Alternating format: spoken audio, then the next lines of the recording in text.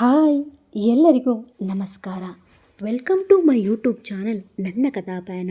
ನಾನು ನಿಮ್ಮ ಪವಿತ್ರ. ನನ್ನ ಚಾನಲ್ ಸಬ್ಸ್ಕ್ರೈಬ್ ಮಾಡಿಕೊಂಡು ಪ್ರೋತ್ಸಾಹಿಸಿ. ವಿಧಿ ನಿಶ್ಚಿತ ಅನುಬಂಧ ಎಪಿಸೋಡ್ 6.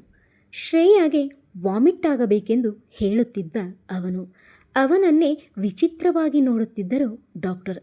ಎಲ್ಲರೂ ಹೆಂಡತಿಗೆ ವಾಮಿಟ್ ಆಗೋದನ್ನು ಬೇಡ ಅಂತ ಯೋಚನೆ ಮಾಡಿದರೆ ಇವನೇನಪ್ಪ ಎಂದು ವಿಚಿತ್ರವಾಗಿತ್ತು ಅವರಿಗೆ. ಅವರ ಮುಖಭಾವವನ್ನು ಗಮನಿಸಿದವನು ಅವರ ಜೊತೆ 2 ನಿಮಿಷ ಮಾತನಾಡಿದನು ಅಷ್ಟೇ. ಅವನು ಹೇಳಿದ್ದಕ್ಕೆ ಸರಿಯೆಂದು ತಲೆಯಾಡಿಸಿದರು. ನೋಡಿ, ಅವರಿಗೆ ಇಷ್ಟ ಇಲ್ದಿರೋ ಫುಡ್ ಅವ್ರ ಮುಂದೆ ಇಡಿ. ಇಲ್ಲ ಅವರು ಕುಡಿಯೋ ಜ್ಯೂಸಲ್ಲಿ ಸ್ವಲ್ಪ ಕಹಿ ಇರೋ ಐಟಮ್ನ ಅಥವಾ ಉಪ್ಪು ಹಾಕಿದರೆ ಅದನ್ನು ಕುಡಿದಾಗ ಅವರಿಗೆ ಇಮ್ಮಿಡಿಯೇಟ್ ವಾಂತಿ ಆಗುತ್ತೆ. ಇದನ್ನು ನೀವು ಟ್ರೈ ಮಾಡಿದರೆ ಸಾಕು ಎಂದು ಹೇಳಿದರು. ಸರಿ ಎಂದು ತಲೆಯಾಡಿಸಿದವನು ಅವಳ ಹೆಲ್ತ್ಗೆ ಸಂಬಂಧಪಟ್ಟ ವಿಷಯವನ್ನು ತಿಳಿದುಕೊಂಡ.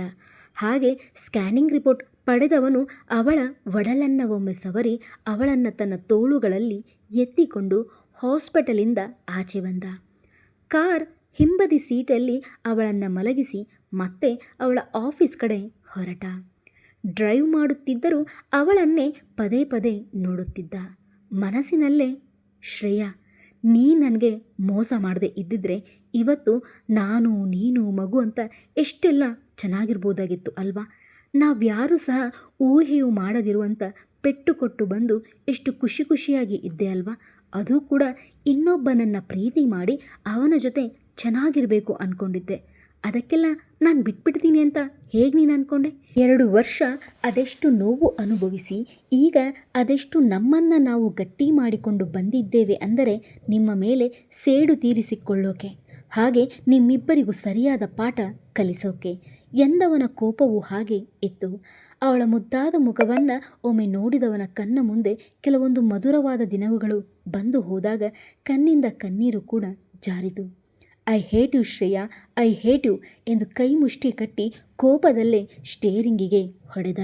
ಇದ್ಯಾವುದರ ಅರಿವಿಲ್ಲದ ಶ್ರೇಯಾ ಸುಖವಾದ ನಿದ್ದೆಯಲ್ಲಿ ಇದ್ದಳು. ಕೆಲ ಕ್ಷಣಗಳ ನಂತರ ಆಫೀಸ್ ಬಳಿ ಬಂದವನು ಕಾರ್ ಪಾರ್ಕಿಂಗ್ ಮಾಡಿ ಅವಳನ್ನು ತನ್ನ ತೋಳುಗಳಲ್ಲಿ ಎತ್ತಿಕೊಂಡು ಲಿಫ್ಟ್ ಮೂಲಕ ನೇರವಾಗಿ ಮೇಲ್ಗಡೆ ಹೊರಟ.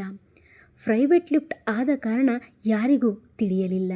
ನಂತರ ಆಫೀಸಲ್ಲಿ ರೆಸ್ಟ್ಗೆ ಎಂದು ಒಂದು ಪುಟ್ಟ ರೂಮಲ್ಲಿ ಅವಳನ್ನು ಮಲಗಿಸಿ ಅವಳ ಹೊಟ್ಟೆಯ ಮೇಲೆ ಮತ್ತೊಮ್ಮೆ ಕೈಯಿಂದ ಸವರಿ ಅವಳ ಹೊಟ್ಟೆಗೆ ಮುತ್ತು ಕೊಟ್ಟು ಐ ಲವ್ ಯು ಪಾಪು ಎಂದವನು ಅವಳ ಮುಖವನ್ನೇ ದಿಟ್ಟಿಸಿ ಆಚೆ ಬಂದ.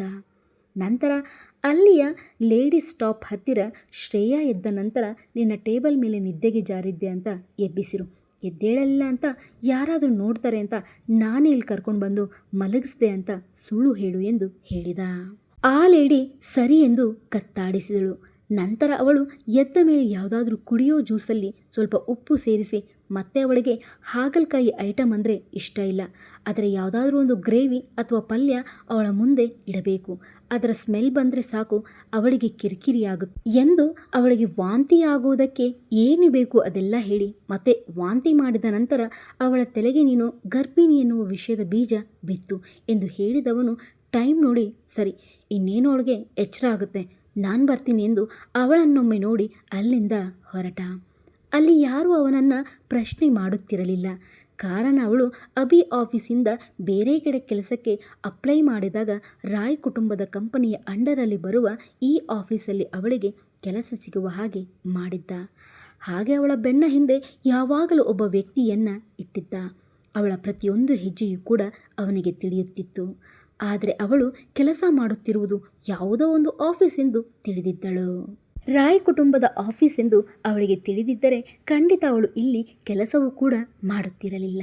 ಇನ್ನು ಆ ಲೇಡಿ ಇವಳಿಗೆ ಎಚ್ಚರ ಆಗುವುದನ್ನೇ ಕಾಯುತ್ತಾ ಆ ರೂಮಿನಿಂದ ಆಚೆ ನಿಂತಿದ್ದಳು ಅಷ್ಟೇ. ಇನ್ನು ಶ್ರೇಯಾ ಕೂಡ ಗರ್ಭಿಣಿಯಾಗಿರುವ ವಿಷಯ ಮೊದಲು ಅಣ್ಣನಿಗೆ ಕಾಲ್ ಮಾಡಿ, ಹಲೋ ಅಣ್ಣ, ನನ್ನ ಶ್ರೇಯಾ ಕೂಡ ಪ್ರೆಗ್ನೆಂಟ್ ಆದಳು ಎಂದ ಇವನು. ಇನ್ನು ಈ ವಿಷಯ ಕೇಳಿದ ಅವನಿಗೂ ಕೂಡ ಖುಷಿಯಾಗಿತ್ತು. ಕಂಗ್ರ್ಯಾಚುಲೇಷನ್ಸ್ ಮೈ ಲವ್ಲಿ ಬ್ರದರ್, ಆದಷ್ಟು ಬೇಗ ಈ ವಿಷಯನ ಅಜ್ಜಿಗೆ ತಿಳಿಸಿ, ಬೇಗ ನಾವು ಉಳಿದುಕೊಂಡ ಜಾಗದ ಹತ್ತಿರ ಬಾ ಎಂದ. ಇವನು ಕೂಡ ಸರಿ ಎಂದು ಖುಷಿಯಲ್ಲೇ ಕಾಲ್ ಕಟ್ ಮಾಡಿದವನು ನಂತರ ಅಜ್ಜಿಗೆ ಅಂದರೆ ಹೈದರಾಬಾದಲ್ಲಿರುವ ತೇಜಸ್ವಿನಿ ಅಜ್ಜಿಯವರಿಗೂ ಕೂಡ ಕಾಲ್ ಮಾಡಿ, ಅಜ್ಜಿ ಇನ್ನೊಂದು ಗುಡ್ ನ್ಯೂಸ್, ಶ್ರೇಯಾ ಕೂಡ ಪ್ರೆಗ್ನೆಂಟ್ ಎಂದ. ಇದನ್ನು ಮೊದಲೇ ಗೆಸ್ ಮಾಡಿದ್ದರು ಅಜ್ಜಿ. ನನಗೆ ಗೊತ್ತಿತ್ತು ಮೊಮ್ಮಗನೇ, ನೀನು ಕೂಡ ತಂದೆ ಆಗ್ತಿದೀಯಾ, ಕಂಗ್ರ್ಯಾಚುಲೇಷನ್ಸ್. ಆದಷ್ಟು ಬೇಗ ಎಲ್ಲ ಇತ್ಯರ್ಥ ಮಾಡಿಕೊಂಡು ಅವಳನ್ನು ಕೂಡ ಇಲ್ಲಿಗೆ ಕರೆದುಕೊಂಡು ಬಂದು ಬಿಡು ಎಂದರು. ಇವನು ಖಂಡಿತ ಅಜ್ಜಿ, ಇನ್ನೊಂದು ವಾರ ನಮಗೆ ಟೈಮ್ ಬೇಕು, ಅಲ್ಲಿಯವರೆಗೂ ನೀವು ತಾಳ್ಮೆಯಿಂದ ಇದ್ದೀರಿ ಎಂದವನು ಕಾಲ್ ಕಟ್ ಮಾಡಿದ. ಈಗ ತೇಜಸ್ವಿನಿ ಅಜ್ಜಿಯವರ ಖುಷಿಗಂತೂ ಪಾರವೇ ಇರಲಿಲ್ಲ. ಇನ್ನು ಅವರ ಸೊಸೆ ಯಶೋಧ ಮತ್ತು ಮಗ ನಂದನ್ ಅವರಿಗೂ ಕೂಡ ವಿಷಯ ತಿಳಿಯಿತು. ಅವರಿಗೂ ಕೂಡ ಮುಖದಲ್ಲಿ ಖುಷಿಯೇ. ಮಾನ್ವಿತ ಶ್ರೇಯ ಇಬ್ಬರು ಕೂಡ ಒಟ್ಟಿಗೆ ತಾಯಿಯರು ಆಗ್ತಾ ಇದ್ದಾರೆ. ನಮ್ಮ ಕುಟುಂಬಕ್ಕೆ 2 ಮೊಮ್ಮಕ್ಕಳು ಎನ್ನುವ ಖುಷಿಯಲ್ಲಿ ಇದ್ದರು. ನಂದನ್ ಅವರ ಮನಸ್ಸಲ್ಲಿ ಮಕ್ಕಳು ತಾಯಿಯ ಮಾತು ಕೇಳಿಕೊಂಡು ಹೋದ ದಾರಿ ಇಷ್ಟವಿಲ್ಲದಿದ್ದರೂ ಕೂಡ ಈ ಸಂತಸದ ವಿಷಯ ಕೇಳಿ ಖುಷಿಯನ್ನ ಪಟ್ಟಿದ್ದರು. ಸಮಯವೆನ್ನುವುದು ಸರಾಗವಾಗಿ ಕಳೆದಿತ್ತು. ಸಂಜೆಯ ಸಮಯವಾಗುತ್ತಾ ಬಂದ ಕಾರಣ ಅದೇ ಖುಷಿಯಲ್ಲಿದ್ದ ಅಜ್ಜಿ, ಯಶೋಧ ಬಾ, ನಾನು ನೀನು ಶ್ರೀ ವೆಂಕಟೇಶ್ವರನ ದೇವಸ್ಥಾನಕ್ಕೆ ಹೋಗಿ ಬರೋಣ. ಮಾನ್ವಿತ ಮತ್ತು ಶ್ರೇಯ ಇಬ್ಬರ ಹೆಸರಲ್ಲಿ ಅರ್ಚನೆ ಮಾಡಿಸೋಣ ಎಂದವರ ಮುಖದಲ್ಲಿ ಏನೋ ಒಂದು ಗೆದ್ದ ಖುಷಿಯು ಕೂಡ ಖಂಡಿತ ಇದ್ದೇ ಇತ್ತು. ಅತ್ತೆ, ಅವರಿಬ್ಬರು ನನ್ನ 2 ಮಕ್ಕಳಿಗೂ ಕೂಡ ಅದೆಷ್ಟು ಮೋಸ ಮಾಡಿ ಈ ಕುಟುಂಬದ ಮರ್ಯಾದೆ ತೆಗೆದು ಹೋದರು. ಅವರ ಮೇಲೆ ನಿಮಗೆ ಎಷ್ಟು ಪ್ರೀತಿ ಅಲ್ವಾ ಎಂದರು. ಯಶೋಧಾ, ಅವರಿಬ್ಬರ ಮೇಲೆ ಯಾವ ಪ್ರೀತಿಯೂ ಇಲ್ಲ. ಅವರ ಒಡಲಲ್ಲಿ ಇರುವ ನನ್ನ ಮರಿ ಮೊಮ್ಮಕ್ಕಳ ಮೇಲೆ ಪ್ರೀತಿ ಮಾತ್ರ. ಆ 2 ಪುಟ್ಟ ಜೀವಗಳು ಯಾವ ತೊಂದರೆಯೂ ಇಲ್ಲದೆ ಈ ಭೂಮಿಗೆ ಬರಬೇಕು. ಆ ಇಬ್ಬರು ಮಾಡಿರುವ ಮೋಸ ದ್ರೋಹ ನಾನು ಯಾವತ್ತೂ ಮರೆಯೋದಿಲ್ಲ ಎಂದವರ ಕಣ್ಣಲ್ಲಿ ಕೋಪ ಅಷ್ಟವೇ ಇತ್ತು. ಅಜ್ಜಿಯ ಮಾತಿಗೆ ಯಶೋಧ ಅವರು ಏನೂ ಹೇಳಲಿಲ್ಲ. ಕೆಲವೊಂದು ನೋವುಗಳು ಕೂಡ ಇನ್ನು ಮೊನ್ನೆ ನಡೆದ ಹಾಗೆ ಹಸಿ ಗಾಯಗಳ ರೀತಿಯೇ ಇತ್ತು. ಅಜ್ಜಿಯ ಆಸೆಯ ಪ್ರಕಾರವೇ ದೇವಸ್ಥಾನಕ್ಕೆ ಹೊರಟು ನಿಂತರು. ಒಬ್ಬ ಕೆಲಸದವಳು ಕೂಡ ಇವರ ಜೊತೆ ಇದ್ದಳು. ಇವರು ಬರುತ್ತಿದ್ದ ಹಾಗೆ ಡ್ರೈವರ್ ಇಬ್ಬರಿಗೂ ನಮಸ್ಕರಿಸಿ ಕಾರ್ ಡೋರ್ ತೆಗೆದ. ಅವರು ಕುಳಿತ ತಕ್ಷಣ ಅಲ್ಲಿಂದ ದೇವಸ್ಥಾನಕ್ಕೆ ಹೊರಟರು. 20 ನಿಮಿಷದ ನಂತರ ಹೈದರಾಬಾದ್ನ ಶ್ರೀ ವೆಂಕಟೇಶ್ವರ ದೇವಾಲಯದ ಮುಂದೆ ಬಂದು ನಿಂತಿತ್ತು ರಾಯ್ ಕುಟುಂಬದ ಕಾರ್. ಅಜ್ಜಿ ಸೊಸೆ ಇಬ್ಬರು ಕೂಡ ಕೆಳಗಿಳಿದು ದೇವರಿಗೆ ಕೈ ಮುಗಿದು ಒಳಗಡೆ ಹೊರಟರೆ ಕೆಲಸದವಳು ಇವರನ್ನೇ ಹಿಂಬಾಲಿಸಿದಳು. ಫೋನ್ ಮಾಡಿ ಅರ್ಚಕರಿಗೆ ತಿಳಿಸಿದ ಕಾರಣ ತಕ್ಷಣವೇ ಪೂಜೆಗೆ ತಯಾರು ಮಾಡಿದ್ದರು. ಅತ್ತೆ ಸೊಸೆ ಇಬ್ಬರು ಕೂಡ ಗರ್ಭಗುಡಿಯ ಮುಂದೆ ನಿಂತವರು ಮಾನ್ವಿತಾ ಮತ್ತು ಶ್ರೇಯ ಹಾಗೂ ಮೊಮ್ಮಕ್ಕಳ ಹೆಸರಲ್ಲಿ ಅರ್ಚನೆ ಮಾಡಿಸಿದರು. ಆದಷ್ಟು ಬೇಗ ಕ್ಷೇಮವಾಗಿ ಇಲ್ಲಿ ಬಂದು ಅವರಿಬ್ಬರು ತಲುಪಬೇಕು. ತದನಂತರ ರಾಯ್ ಕುಟುಂಬ ಅಂದುಕೊಂಡ ಹಾಗೆ ಅವರಿಬ್ಬರಿಗೂ ಸರಿಯಾದ ಪಾಠ ಕಲಿಸಿ ತಪ್ಪು ಯಾವುದು ಸರಿ ಯಾವುದು ಎನ್ನುವುದನ್ನು ಅರ್ಥ ಮಾಡಿಸಲೇಬೇಕಿತ್ತು. ಅರ್ಚಕರು ಪೂಜೆ ಮುಗಿಸಿ ಮಂಗಳಾರತಿ ಕೊಟ್ಟಾಗ ಆರತಿ ತಟ್ಟೆಗೆ 500ರ 2 ನೋಟ್ ಹಾಕಿ ಅತ್ತೆ ಸೊಸೆ ಇಬ್ಬರು ಕೈ ಮುಗಿದು ಮತ್ತೊಮ್ಮೆ ಪ್ರಾರ್ಥಿಸಿ ನಂತರ ಅರ್ಚಕರು ಕೊಟ್ಟ ತೀರ್ಥ ಪ್ರಸಾದವನ್ನು ಪಡೆದು ನಿಧಾನವಾಗಿ ಅಲ್ಲೇ ದೇವಸ್ಥಾನದ ಮುಂದೆ ಇರುವ ಕಟ್ಟೆಯ ಮೇಲೆ ಕುಳಿತರು. ಕೆಲಸದವಳು ಸ್ವಲ್ಪ ಅಂತರ ಕಾದುಕೊಂಡು ದೂರ ಕುಂತಿದ್ದಳು. ಆದರೆ ಇನ್ನು ಕೆಲವೇ ಕ್ಷಣದಲ್ಲಿ ಅವರ ನೆಮ್ಮದಿ ಹಾಳಾಗುವುದರಲ್ಲಿ ಇತ್ತು. ಇನ್ನು ಈ ಕಡೆ ಎಚ್ಚರಗೊಂಡ ಶ್ರೇಯ ಟೈಮ್ ನೋಡಿ ಶಾಕ್ ಆದಳು. ನಾನು ಯಾವಾಗ ಇಲ್ಲಿಗೆ ಬಂದೆ ಎಂದು ಯೋಚಿಸಿ ಆ ರೂಮಿನಿಂದ ಆಚೆ ಬಂದಳು. ಅದೇ ಲೇಡಿ ಇವಳನ್ನು ನೋಡಿ, ಶ್ರೇಯಾ, ಅದು ನೀನು ಮಲಗಿಬಿಟ್ಟಿದ್ದೆ, ಎದ್ದೇಳಲೇ ಇಲ್ಲ, ನಾನೇ ಇಲ್ಲಿಗೆ ಕರ್ಕೊಂಡು ಬಂದು ನಿನ್ನ ಮಲಗಿಸಿದೆ ಎಂದಳು. ಹೌದಾ ಎಂದು ಅವಳು ಹೇಳಿದ ಸುಳ್ಳನ್ನೇ ಇವಳೂ ಕೂಡ ನಿಜವೆಂದುಕೊಂಡಳು. ನಂತರ ಆ ಲೇಡಿ, ಶ್ರೇಯಾ, ತುಂಬ ಟಯರ್ಡ್ ಆಗಿದೆಯಾ ಅನಿಸುತ್ತೆ, ನೀನು ಜ್ಯೂಸ್ ಕುಡಿ ಎಂದು ಆ್ಯಪಲ್ ಜ್ಯೂಸಲ್ಲಿ ಸ್ವಲ್ಪ ಉಪ್ಪು ಬೆರೆಸಿ ಕೊಟ್ಟಾಗ ಶ್ರೇಯ 2 ಸಿಪ್ ಕುಡಿದಳು ಅಷ್ಟೇ. ಅಯ್ಯೋ, ಜ್ಯೂಸ್ ಏನು ಹೀಗಿದೆ, ಸಕ್ಕರೆ ಹಾಕುವ ಬದಲು ಉಪ್ಪು ಹಾಕಿದ್ದಾರೆ ಎಂದು ಕೋಪದಲ್ಲೇ ಎದ್ದು ಬಾತ್ರೂಮ್ ಕಡೆ ಹೋದಳು.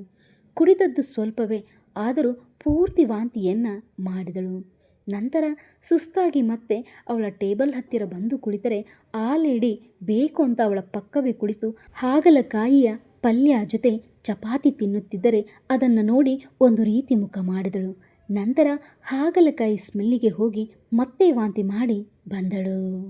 ಆ ಲೇಡಿ ಅವಳನ್ನು ಗಮನಿಸಿ ಬೇಕು ಅಂತಲೇ, ಶ್ರೇಯಾ, ಏನಿದು 2 ಸರಿ ವಾಂತಿ ಮಾಡಿದೆ, ಏನಾದರೂ ಗುಡ್ ನ್ಯೂಸಾ? ಆಹಾಹಾ, ನೀನು ಇನ್ನೂ ಮದುವೆ ಬೇರೆ ಆಗಿಲ್ಲ, ಬಾಯ್ ಫ್ರೆಂಡ್ ಇದ್ದಾನಾ ಎಂದು ಮಾತಲ್ಲೇ ಶ್ರೇಯಾ ತಲೆಗೆ ಅನುಮಾನದ ಬೀಜವನ್ನು ಬಿತ್ತುವುದಾಗಿತ್ತು ಅವಳದ್ದು. ಆದರೆ ಅವಳ ಮಾತು ಕೇಳಿದ ಶ್ರೇಯಾಗೆ ಶಾಕ್ ಆಗಿತ್ತು. ಮನಸ್ಸಿನಲ್ಲೇ ನೋ, ನಾನು ಅಭಿ ಜೊತೆ ಇಂಟಿಮೇಟ್ ಆದ 3 ದಿನ ಟ್ಯಾಬ್ಲೆಟ್ ತೊಗೊಂಡಿದ್ದೀನಿ, ನಾನು ಗರ್ಭಿಣಿ ಆಗೋಕ್ಕೆ ಸಾಧ್ಯನೇ ಇಲ್ಲ ಎಂದುಕೊಂಡು ಆ ಲೇಡಿಯ ಮುಖವನ್ನೇ ನೋಡುತ್ತಾ, ಅಯ್ಯೋ ಅಕ್ಕ, ನನಗೆ ಯಾವ ಬಾಯ್ ಫ್ರೆಂಡ್ ಕೂಡ ಇಲ್ಲ. ಹಾಗೆ ಅದು ನನಗೆ ಹಾಗಲಕಾಯಿ ಸ್ಮೆಲ್ ಅಂದರೆ ಆಗಲ್ಲ, ಅದಕ್ಕೆ ವಾಂತಿ ಆಗಿದ್ದು ಅಷ್ಟೇ. ನನಗೆ ಯಾಕೋ ಸ್ವಲ್ಪ ಸುಸ್ತಾಗ್ತಿದೆ, ನಾನು ಮನೆಗೆ ಹೋಗ್ತೀನಿ, ಸರ್ ಹತ್ರ ನೀನೇ ಹೇಳು ಪ್ಲೀಸ್ ಎಂದವಳು ಒಂದು ಕ್ಷಣ ಕೂಡ ಅಲ್ಲಿ ಇರದೆ ಅವಳ ಬ್ಯಾಗ್ ಎತ್ತಿಕೊಂಡು ಭಯದಲ್ಲೇ ಮನೆ ಕಡೆ ಹೊರಟಳು. ಕತೆ ಹೇಗೆ ಬರುತ್ತಿದೆ ಅಭಿಪ್ರಾಯ ತಿಳಿಸಿ. ಹಾಗೆ ವಿಮರ್ಶೆ ಮಾಡುತ್ತಿರುವ ಪ್ರತಿಯೊಬ್ಬರಿಗೂ ಕೂಡ ತುಂಬು ಹೃದಯದ ಧನ್ಯವಾದಗಳು. ಇಂತಿ ನಿಮ್ಮ ಪವಿತ್ರ. ನನ್ನ ಚಾನಲ್ ಸಬ್ಸ್ಕ್ರೈಬ್ ಮಾಡಿಕೊಂಡು ಪ್ರೋತ್ಸಾಹಿಸುವುದು ಮರೆಯಬೇಡಿ.